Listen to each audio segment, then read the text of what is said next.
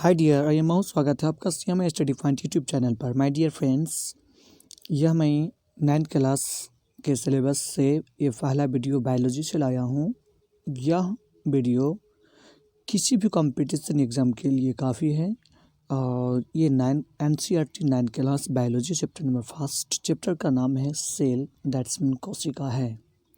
ये कम से कम 4-5 पार्ट में आएंगे। आप इसे बेहतर से पढ़ लेंगे और समझने की कोशिश करेंगे। वैसे मैं इस क्लास को मैं जितने भी इस वीडियो में दे रहा हूँ, आ रहा है जो भी 20 मिनट 15 मिनट, लेकिन इस क्लास को मैं 1.5 घंटा में ज़रूर मैं लेक्चर देता हूँ। इसलिए ऐसा नहीं हो सकता है कि आपको उसके और इसके बराबर हो, लेकिन तो भी थोड़ा समझने की कोशिश करेंगे। प्लीज़ इसे स्किप नहीं करेंगे और देखता हूँ फिर आगे क्या है। बायोलॉजी 9 क्लास चैप्टर नंबर 1 कोशिका सेल। देखते हैं कि कोशिका, हम जानते हैं कि जीवन के संरचना एवं क्रियात्मक इकाई को कोशिका कहते हैं। जो किसी भी जीव की छोटी से छोटी जीव होता है, बड़ा से बड़ा होता है, उसमें कोशिका पाए जाते हैं। और कोशिका से किसी भी जीव का शरीर का निर्माण होता है और किसी भी जीवधारी के बॉडी में कोशिका पाया जाता है। और कोशिका पादप हो, पेड़ पौधा सब में पाया जाता है। जिसमें जाने कोशिका पाए जाते हैं। आपको जैसे मच्छर भगाने में हम हाथ चला देते हैं, मार देते हैं, जिसमें भी कोशिका मर जाते हैं। कहीं पर चोट खरोच टीचर द्वारा स्टिक से पीटने पर भी आपको उसमें लाखों करोड़ों कोशिका मर जाते हैं। लेकिन कोशिका का निर्माण भी होता है, उसमें दोबारा ब्लड जाने से या तो फिर या नहीं भी होता है, लेकिन नई कोशिका का निर्माण भी होता है। इसी प्रकार से होता है। और कोशिका क्या होता है, सब कोशिका जीवन के संरचना में इकाई होता है। कई कोशिका मिलकर कोशिकाओं के समान कार्य को संपादित करने वाली कोशिकाओं के समूह को ऊतक कहते हैं। जबकि कई ऊतक मिलकर ऊतक के समूह को मिलकर अंग बनाते हैं और कई अंगों को मिलकर क्या बनाते हैं, आपको अंग तंत्र बनाते हैं। और कई अंग तंत्र मिलने से बॉडी शरीर का निर्माण होता है। और कई बॉडी शरीर से मिलकर कम्युनिटी समुदाय बनता है। इस प्रकार से हमारा सारे सिस्टमेटिक चलता है। तो ठीक है, मैं इसमें तो उतने लेक्चर्स नहीं दे पाऊँगा, लेकिन कम से कम बस इतना ही था। चाहे कैसा लगेंगे आप ज़रूर हमें कमेंट्स करेंगे कि कैसा चाहिए। मैं इसे आज भी इस क्लास को मैं जो पढ़ाता हूँ या पढ़ाया हूँ, इसको मैं 1.5 घंटा से मैं पढ़ाया हूँ, लेकिन आपके साथ जितना भी हो जाए चलता हूँ। देखिए, इसमें है कोशिका सेल क्या है। जीवन के संरचनात्मक एवं क्रियात्मक इकाई को कोशिका कहते हैं। बिल्कुल, एक कोशिका कहते हैं, इसमें कोई प्रॉब्लम नहीं। उसके बाद है शरीर की सबसे छोटी कोशिका आरबीसी होती है। ठीक है, आरबीसी क्या कहते हैं इसको, रेड ब्लड सेल। क्या बोलते हैं इसको, रेड ब्लड सेल, लाल रक्त कणिका। शरीर की सबसे छोटी कोशिका होता है। और मानव शरीर की सबसे बड़ी कोशिका तांत्रिका कोशिका होता है, जिसे आपको नेफ्रॉन कहते हैं। ठीक है, तारे के आकार का कोशिका होता है।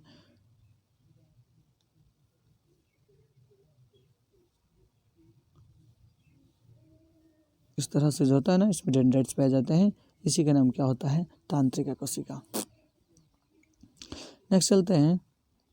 कोशिकाओं के आकार अलग अलग होती हैं, यानी कि कोई छोटा होता है तो कोई बड़ा होता है, कोई कुछ होता है तो कोई होता है। तो कोशिकाओं का आकार उसके जीव के शरीर के कार्य के आधार पर निर्भर करती है।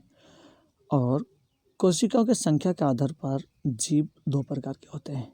जीव कितने प्रकार के होते हैं, कोशिकाओं की संख्या के आधार पर जीव कितने होते हैं, 2 प्रकार के होते हैं। नंबर 1, एक कोशिकीय जीव और बहुकोशिकीय जीव, जिसे यूनिसेल्यूलर कहते हैं एंड मल्टी सेल्यूलर कहते हैं। चलिए, यूनिसेल्यूलर मीन्स एक, आप समझ में एक वैसा जीव, वे जीव जिनका शरीर सिर्फ एक कोशिका से मिलकर बना होता है। मनुष्य एक जीव है, बड़ा जीव है ना। मनुष्य के शरीर में आपको 60 × 10⁻, आपको 15 कोशिकाएं होती हैं। कब, जब एक कोशिका की, एक व्यक्ति का वजन आपको कितना हो जाए, 60 kg हो जाए। तो एक 60 kg के व्यक्ति के बॉडी में कोशिका लगभग 60 × 10⁻15, ठीक है, होता है कोशिका। तो अब देखिए कि एक मनुष्य इसमें जीव है। मान लीजिए सबसे छोटी छोटी चीज़ हम लोग चींटी देखते हैं ना, चींटी में भी एक कोशिका नहीं, उसमें भी लाखों करोड़ों कोशिका होता है। ठीक है, तो अब इसका मतलब एक कोशिका जो होगा तो कितना बड़ा होगा या कितना छोटा होगा, आपका अनुमान लगता ही होगा, है ना। चलिए, यूनिसेल्यूलर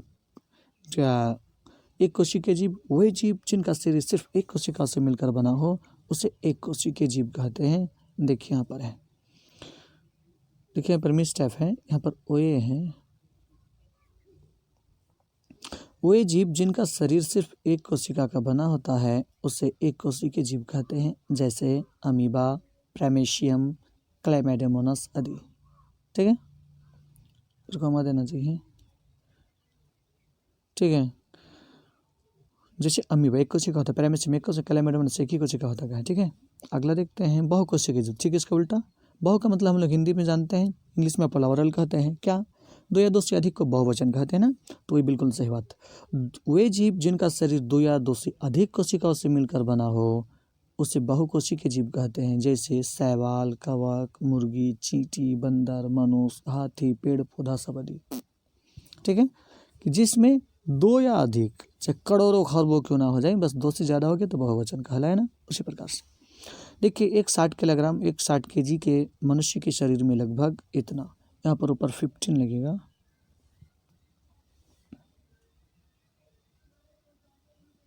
10^60 × 10⁻15 कोशिकाएं पाई जाती है। ठीक है, आगे की ओर देखते हैं। तो इसमें कोशिका का आकार एवं आकृति उसके कार्य के अनुरूप होती है। क्या बोला गया, कोशिका का आकार उसके कार्य और आकृति और कार्य के अनुरूप होती है। ठीक है, अब देखता हूँ आगे क्या कहता है।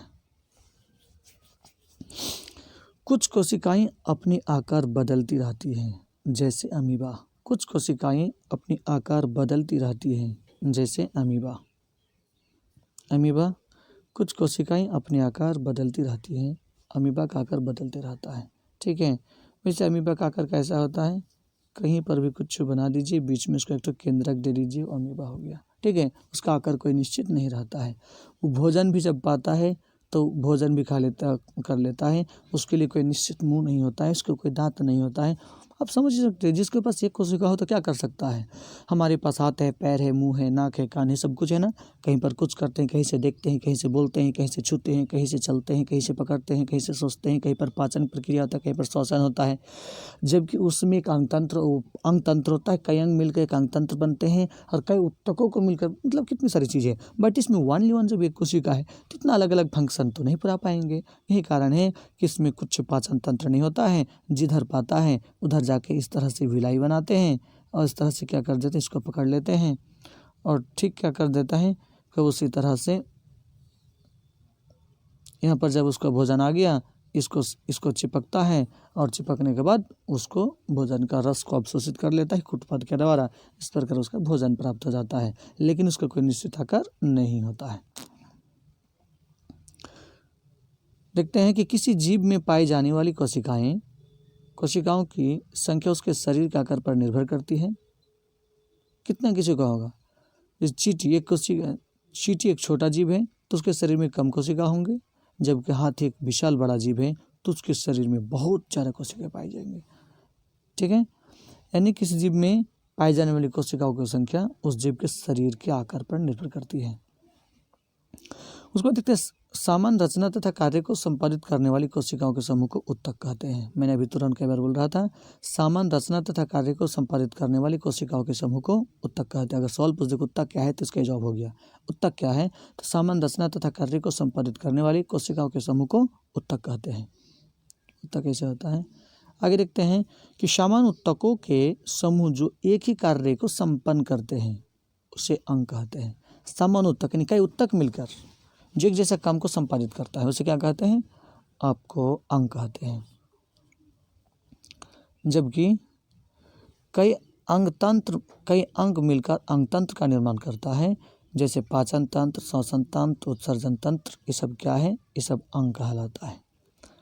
उसके बाद सभी अंग तंत्र मिलकर जीव सभी अंग यानी कि उसके पाचन तंत्र, श्वसन तंत्र, उत्सर्जन तंत्र, ये सब अलग अलग तंत्र हैं। इस तंत्रों को मिलकर यानी कई अंग तंत्रों को मिलकर एक जीव या व्यष्टि का निर्माण होता है। ठीक है, आगे देखता हूँ अब कुछ वैज्ञानिक उपलब्धि के बारे में, आप इसे ध्यान देंगे। इतनी कोशिका के बारे में जानकारी थी, लेकिन कोशिका कब हुआ, किसने खोज किया, कैसे कैसे सारी बातें आपको बताएंगे। कोशिका का खोज सबसे पहले रॉबर्ट हुक ने किया था, और रॉबर्ट हुक ने ही आपको माइक्रोस्कोप का आविष्कार किया था, और रॉबर्ट हुक एक अंग्रेज वैज्ञानिक थे। उसके बाद केंद्रक के बारे में रॉबर्ट ब्राउन ने बताया था। उसके बाद स्लाइडेन एंड सॉन आया था, जो कोशिका सिद्धांत का प्रतिपादन किया था। बहुत सारी इसमें वैज्ञानिक तिथियाँ हैं। प्लीज़ आप इसे देखने की कोशिश करें, इसे रटने की कोशिश करें, और इस समझने की समझिए। हालांकि मैं तो उतना समझा नहीं पाऊंगा इस ऑनलाइन यूट्यूब में, हालांकि मैं इसको 1.5 घंटा से ज़्यादा में इतनी बातों को मैं क्लास में मैं सिर्फ लेक्चर दिया हूँ। चलता हूँ। सवाल है, देखिए, कोशिका का खोज कब और किसने किया। कोशिका का खोज कब और किसने किया, तो 1665 ईस्वी में रॉबर्ट हुक ने किया। कोशिका का खोज कब और किसने किया, 1665 ईस्वी में रॉबर्ट हुक ने किया। अगला सवाल है, रॉबर्ट हुक ने ही सर्वप्रथम माइक्रोस्कोप 1665 ईस्वी में बनाया, और जब उन्होंने रॉबर्ट हुक ने माइक्रोस्कोप बना लिया था, तो तभी कोशिका को उससे देखा गया था। अब देखते हैं आगे। रॉबर्ट हुक एक कहाँ के वैज्ञानिक थे, अंग्रेज वैज्ञानिक थे। रॉबर्ट हुक किस देश के वैज्ञानिक थे, अंग्रेज वैज्ञानिक थे। और सेल अर्थात कोशिका का नाम रॉबर्ट हुक ने दिया। अगर बोला जाए, अच्छा सेल शब्द कौन रखा, कोशिका का नाम कोशिका कौन रखा, तो किसने रखा, रॉबर्ट हुक ने रखा। किसने रखा, रॉबर्ट हुक ने रखा। अब आगे देखते हैं, जीवाणु प्रोटोजोआ को सर्वप्रथम कब और किसने देखा, तो देखिए लेवेनहुक ने। तो क्यों देखा, इसका माने भी है कि जो आपको रॉबर्ट हुक ने जो सूक्ष्मदर्शी माइक्रोस्कोप बनाया था, तो उसमें जो पहला पहल था, तो उसमें कुछ संशोधन किया, मतलब उसका कुछ स्ट्रॉन्ग बनाया, यानी कि उसमें लेंस में पावर अधिक दिया। जब अधिक दिया तो उसके आकार में छोटा था, कौन, जीवाणु और प्रोटोजोआ। तो उसके कम आकार, जब उसको थोड़ा ज़्यादा पावर बना दिया, उसमें लेंस से संशोधित किया, तो जीवाणु प्रोटोजोआ को देखने मिल गया। इस प्रकार से जीवाणु प्रोटोजोआ को सर्वप्रथम लेवेनहुक ने 1674 ईस्वी में देखा था। कब देखा था, 1674 ईस्वी में लेवेनहुक ने इसको देखा था, या खोज किया था। ठीक है, लेवेनहुक एक डच वैज्ञानिक थे। कहाँ के वैज्ञानिक थे, लेवेनहुक एक डच वैज्ञानिक थे। उसके बाद है केंद्रक का खोज कब और किसने किया, तो केंद्रक का खोज 1831 ईस्वी में रॉबर्ट ब्राउन ने किया। किसने किया, केंद्रक का खोज किसने किया, 1831 ईस्वी में रॉबर्ट ब्राउन ने किया। माय डियर्स, ये कितनी मज़े से मैं ज़रूर कहता हूँ, मैं सेपरेट लोगों से पूछता हूँ, ये 8 क्लास में भी सेम ही सिखा देता हूँ, 7 क्लास में थोड़ा थोड़ा चर्चा आती है। ठीक है, अब 9 क्लास में, मेरी क्लास में तो 50% बच्चों को तो 8 क्लास से ही याद होता है और रहता है। ठीक है, आगे देखता हूँ।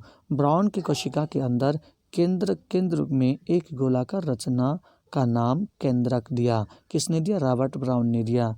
माय डियर्स, किसी भी कंपटीशन एग्जाम के लिए आप अगर किसी कंपटीशन लाइक स्टूडेंट्स हैं, तो देख लीजिए आपके सिलेबस में आता है कि नहीं, से पूछ लीजिए कि सब होता है कि नहीं।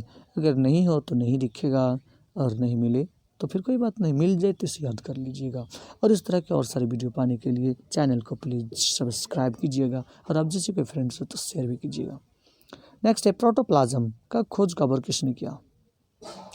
प्रोटोप्लाज्म का खोज आपको 1839 ईस्वी में पुरकिंजे ने किया। प्रोटोप्लाज्म का खोज 1839 ईस्वी में पुरकिंजे ने किया। प्रोटोप्लाज्म क्या होता है, तो प्रोटोप्लाज्म कोशिका द्रव एवं केंद्रक को सम्मिलित रूप से प्रोटोप्लाज्म कहते हैं। प्रोटोप्लाज्म किसे कहते हैं, प्रोटोप्लाज्म किसे कहते हैं, कोशिका द्रव एवं केंद्रक को सम्मिलित रूप से ही जीवद्रव या प्रोटोप्लाज्म कहते हैं। जीवद्रव या प्रोटोप्लाज्म, यहाँ प्रॉब्लिक देना चाहिए। नेक्स्ट आगे देखता हूँ, कोशिका सिद्धांत का प्रतिपादन। कोशिका सिद्धांत का प्रतिपादन किसने किया, तो स्लाइडेन और सॉन ने किया। कोशिका सिद्धांत का प्रतिपादन कब किसने किया, स्लाइडेन और सॉन ने किया। मतलब बात ये थी कि कोशिका कोई भी जीव छोटी छोटी जीव से मिलकर बनी होती है, स्लाइडेन ने कहा। किसने कहा, स्लाइडेन। ये देखिए यहाँ पर सौ छुटा हुआ है, स्लाइडेन। ठीक है, और स्लाइडेन और सॉन ने, और फिर सॉन ने 39 ईस्वी में कहा कि नहीं, उसने भी कहा कि प्रत्येक छोटी छोटी किसी जीव का निर्माण छोटे छोटे पार्टिकल्स कणों से होती है, जिसका नाम कोशिका तो होता ही, इससे पहले तो जान ही चुके थे। तब दोनों के सम्मिलित रूप से कोशिका सिद्धांत कहा दिया गया। कब, 1839 ईस्वी में। आगे देखते हैं, कोशिका सिद्धांत में बताया गया कि क्या बताया गया, कोशिका सिद्धांत में बताया गया, कोशिका सिद्धांत में बताया गया कि किसी शरीर की संरचनात्मक इकाई को क्या कहते हैं, कोशिका कहते हैं। ठीक है, उसके बाद 1855 ईस्वी में बिरचू ने बताया कि नई कोशिकाओं का निर्माण पहले से मौजूद कोशिकाओं से होता है। 1855 में बिरचू ने बताया कि नई कोशिकाओं का निर्माण पहले से मौजूद कोशिकाओं से ही होता है। आगे देखते हैं, मैक्स शुल्ज एक अन्य वैज्ञानिक थे। मैक्स शुल्ज ने 1861 के अनुसार उन्होंने बताया कि कोशिका जो प्रोटोप्लाज्म, ये प्रोटोप्लाज्म एक पिंड है जिसमें केंद्रक पाया जाता है। मैक्स शुल्ज 1861 में क्या बताया कि प्रोटोप्लाज्म एक पिंड है जिसमें एक केंद्रक पाया जाता है। अगर पूछी जाए प्रोटोप्लाज्म मतवाद क्या है, तो इसका जवाब हो जाएगा, आंसर हो जाएगा प्रोटो। कोशिका, इसमें भी प्रोटो ही होता है जी। कोशिका प्रोटोप्लाज्म का एक पिंड है जिसमें एक केंद्रक होता है, इसे ही प्रोटोप्लाज्म मतवाद कहते हैं। कोशिका प्रोटोप्लाज्म के एक पिंड है। किसकी पिंड है? प्रोटोप्लाज्म की एक पिंड है जिसमें केंद्रक होता है, उसी को ही प्रोटोप्लाज्म मतवाद कहते हैं। अगर लास्टली बोल दी जाए तो इलेक्ट्रॉन माइक्रोस्कोप, देखिए इलेक्ट्रॉन माइक्रोस्कोप ही इसके लिए बड़ी फैक्टर है, क्योंकि इसके बाद इसको जब मिल गया तो कोशिकांगों की बहुत सारी, जैसे लाइसोसोम, माइटोकॉन्ड्रिया, सेंट्रोसोम, टेलोमियर, ठीक है, आपको माइटोकॉन्ड्रिया, अंतःपरदर्भी जालिका, चिकनी अंतःपरदर्भी जालिका, ये सब जो चीज़ है इसके बारे में अध्ययन करना तभी संभव हो पाया जब इलेक्ट्रॉन माइक्रोस्कोप का आविष्कार हुआ। इलेक्ट्रॉन माइक्रोस्कोप सामान्य आकार से 3 लाख गुना तक बड़ा करके दिखाता है। ऐसी स्थिति में इलेक्ट्रॉन माइक्रोस्कोप का इस चीज़ का अध्ययन के लिए बहुत योगदान रहा। इसलिए तो इस इलेक्ट्रॉन माइक्रोस्कोप का आविष्कार एमनॉल एवं ई रास्का ने किया था। किसने किया था? एमनॉल और ई रास्का ने किया था। ठीक है माय डियर्स, फिर चलता हूँ, फिर मिलेंगे नेक्स्ट क्लास में। वैसे आप इस तरह से पढ़ेंगे तो मिलते रहेंगे। आप अगर किसी भी कंपटीशन एग्ज़ाम की तैयारी करते हैं तो भी आपके लिए लाभदायक है। आप अगर कोई एनसीईआरटी सिलेबस बुक पढ़ते हैं तो उसके लिए भी ये है। मैं अगले पार्ट फिर से लेकर आऊँगा, ठीक है, बट रेगुलर क्लास ये नहीं होता है, लेकिन जैसे भी होता है आपको मिलते रहेंगे, ठीक है। आपको अगर ये अच्छा लगे तो ज़रूर लाइक एंड शेयर कीजिएगा, सब्सक्राइब कीजिएगा, ठीक है। तो फिर इसकी इतना ही के लिए मिलते हैं फिर अगली वीडियो तक।